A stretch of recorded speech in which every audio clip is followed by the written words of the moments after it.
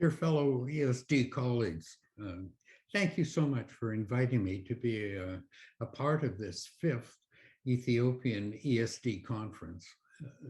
Let me begin by congratulating you on making it through 5 years and maintaining the networks, in spite of the pandemic and all of the issues that you face there in Ethiopia, as well as bringing congratulations and greetings and the very best wishes for a successful conference over these next few days.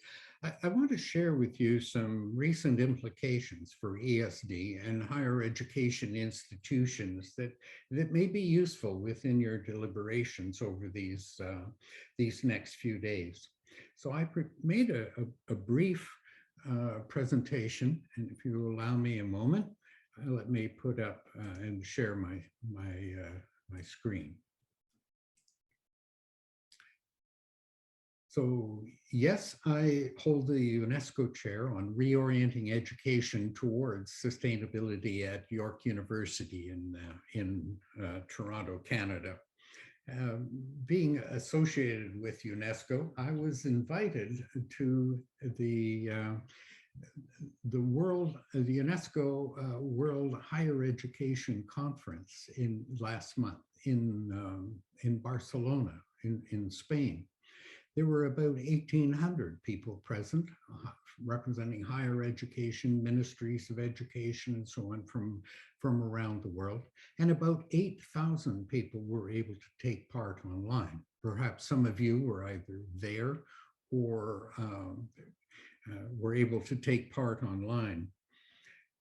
They, recognizing the tremendous change that is going on in the world at the moment, UNESCO decided to have and hold this third World Conference. The first one was in 1997. The second one was in 2009. And they announced that there will probably be another in 2034. They only hold these conferences when there is massive change that is going on, and there is a feeling that higher education itself must transform. Right? So the entire conference was interesting in that it was embedded with the concept of higher education addressing sustainability, and also this concept that higher education itself must transform. Either higher education transforms itself, or there was a feeling that it would be transformed from the outside, either by governments, the private sector, or whatever, or it would just fall into irrelevance.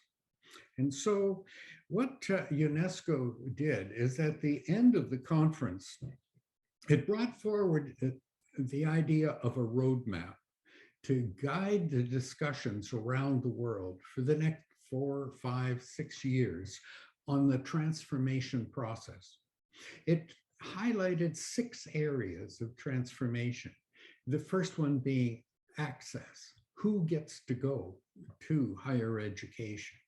It talked about changing what is taught into a much more holistic student learning experience. Not only sitting in class, but experiential learning, engaging with the real world, and so on, and rounding out that education from training to true education. Discussing what does that mean in an Ethiopian context, in a Canadian context, and so on.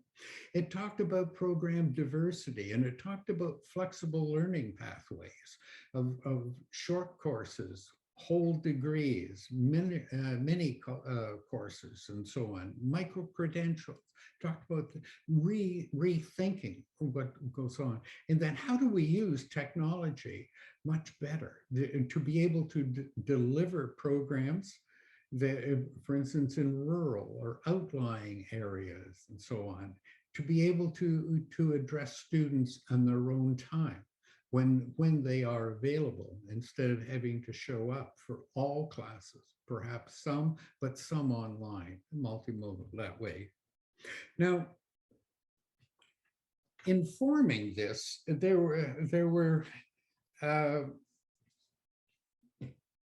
4 documents that were brought forward. This first one was prepared by 14 higher education experts from around the world that spent considerable time preparing this document. It's an excellent one that you may find very helpful. One of the first things that they recommended was that we need to go back and examine values, ethics, and so on in what is taught and how the knowledge is used. I thought that would be right on for you, at least one of your networks in the discussion. They talked about identifying sustainability as an outcome of a purpose of education and sort of core or central to the graduate. It talked about ways of knowing, questioning whose information. Is only the information of the North valued? Is that what is accepted as truth? And so, so the idea of traditional knowledge, and those of you who are involved in our Indigenous research, I think you would find that very, very interesting. So these are some of the highlights from this document. Another document that was brought forward was from the Global University Network for Innovation, GUNI as it's called. And it too talked about sustainability at the core of reinventing universities for a sustainable future. It talked about humanistic values, again, being brought back in. And it talked about reinforcing partnerships with the community and partnerships with each other, with universities working together in collaboration. Another document that you must be really familiar with, as it was the president of Ethiopia that chaired this, is the document on the futures of education. This document highlighted education as a social contract. It's not just a contract with the individual learner, but a contract with society. And how do we reshape this? Interestingly enough, one of the other big occurrences that happened at roughly the same time is we celebrated the 50th anniversary of the first UN conference on sustainability. In a way, we didn't use the term, but at that time it was really a focus on environment. But it is often the Stockholm Conference of 1972 is thought it was sort of the beginning. It was the first international conference where we looked at what we were doing to the planet. Right? Now, Stockholm gave birth to environmental education. It was one of the key recommendations that came out of it. And yet this time around, education was hardly referenced at all. A number of us made recommendations to it ahead of time and so on. But it just shows that we as educators need to seek our place at the table when sustainability policies are being discussed by governments.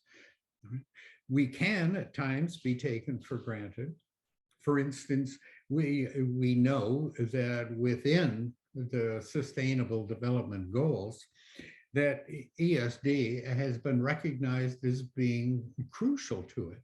In SDG 4.7, we're talking about education for sustainable development, accompanied by global citizenship as being highlighted there. And then again, in the UN General Assembly, on 3 occasions, they have recognized that not only is education for sustainable development an extremely important part of SDG 4, it also states that it is a key enabler and integral to the implementation of all of the Sustainable Development Goals.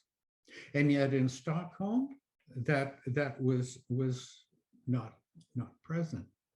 Right? So we have our work to do, even in bringing not only UN agencies together in a synergistic and collaborative way. We have that work to do within our own national ministries and our own national governments. So the idea then I'd just like to leave you with is that what we need to do is to look at the documents that are out there that we can reference and bring forward. So it's not just our idea. This is a global, to look at this one on ESD, the roadmap that UNESCO has brought forward. And then to look at not only the ESD roadmap, but also to look at the roadmap that has come out for higher education. To look at the Goonie report, to look at the report of the 14 global experts, to look at how within the SDGs themselves, higher education has been identified as crucial in these 9 SDGs, and then figure out how we can use teaching, research, community service, and our own exemplars of stewardship is how we operate within our own universities. How do we bring this together in partnership with our community and localize these into relevant local goals for ourselves? How do we address that? So thank you very, very much again for inviting me. I really wish you the very best over these next few days, and I look forward to hearing more about the outcomes. Thank you.